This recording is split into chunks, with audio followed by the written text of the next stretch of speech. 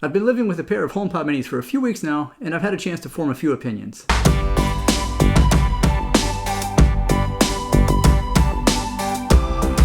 Hey guys, this is Billy with Geek Home Living. Before we get started, don't forget to subscribe for more cool tech videos, hit that like button, and comment down below. Now let's start off with my first impressions right out of the box. The team at Apple knows how to make their packaging just as premium as the products inside, and the HomePod mini is no exception.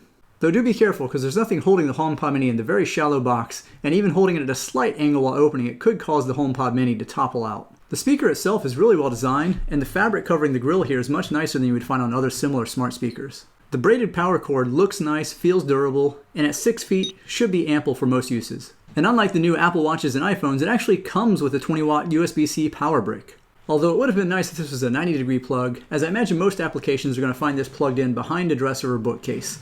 And with the rigid cable, you're going to find yourself needing about 3 inches of clearance between the outlet and the dresser. Compare this to some 90-degree plugs, which only need about a ½ inch clearance behind something after it's been plugged in. And in situations where this power brick is going to be in the open and not hiding behind something, I kind of wish the charcoal gray unit would have come with a black power brick to match the black cable. Setup is another area where Apple really excels. Using your phone to scan the HomePod mini to do setup just feels really cool. I'm sure they don't need to do that with the visuals, but it just looks nice. However, activation did take a little bit longer than I expected. Now one thing you'll notice right away is that the HomePod minis sound much bigger than their size would lead you to believe. And Apple wants you to know this right away. With the power on tone, it makes the first time you power it up.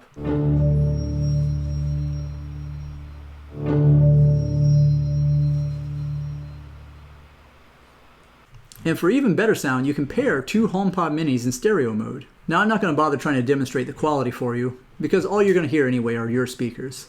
They do sound good, much better than you expect for the size. However, if you're comparing this to a premium speaker, it's not going to live up to that. Now I even tried connecting these to my living room Apple TV and got pretty good results, and it was easy to set up.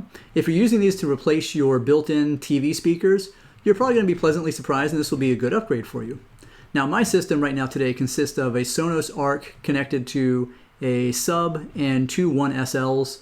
So these did not compare in any way, shape, or form, nor are they meant to. Now on to the real reason most people are going to buy the HomePod mini. The smart speaker has become the centerpiece of any smart home. And how does the HomePod mini stack up here? Well, it all depends. If you're heavily invested in the Apple ecosystem, you're going to get a lot more use out of this than say someone that this is their only Apple device. And as with all Apple smart home devices, you're going to find that they require everything to be compatible with Apple's proprietary system called HomeKit. And when compared to other smart home speakers like those by Amazon and Google, you're going to find that HomeKit limits the number of accessories by quite a bit. Because of this limitation, I would highly recommend that if you already own devices, that you first research and make sure that they are HomeKit compatible. Or if you are going to buy this and buy devices later, you'll need to check and make sure that those are HomeKit compatible before you add them to your system. Or you could always look into a bridge as well that allows you to take non-HomeKit devices and make them compatible with HomeKit, though that's not a first-party solution.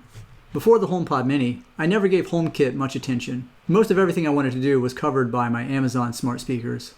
I'm guessing this is exactly why Apple created the HomePod mini. Again, this is where the ecosystem comes into play. And if you and the members of your household all have Apple devices, you're going to be able to use some nice features, like being able to recognize individual voices and deliver content based on who's speaking. And with the inclusion of the U1 chip, there's promises of more functionality in the future, like allowing your Apple Watch or your iPhone to know where they are in relation to the HomePods in your house. Though for now, the U1 chip has been relegated to an improved handoff experience, allowing you to pass music or phone calls from your iPhone to the HomePod mini, or vice versa. However, I have noticed that the iPhone screen needs to be awake for the transfer to occur. Otherwise, you're just going to be tapping your phone against the speaker endlessly. Another new feature introduced alongside the HomePod mini is Intercom. This allows you to send messages from any of your Apple devices to any other Apple device, including the HomePods, Apple Watches, iPhones, and even AirPods. This is a nice inclusion, but I find Amazon's drop-in feature much more useful as you have two-way communications. Overall, the things I think Apple got right: good styling, nice sound, and expansion of the ecosystem. Not to mention Apple's overall attention to security, which is very important for a smart home device. On the downside, Siri's still not the most intelligent smart home assistant. And HomeKit can be limiting.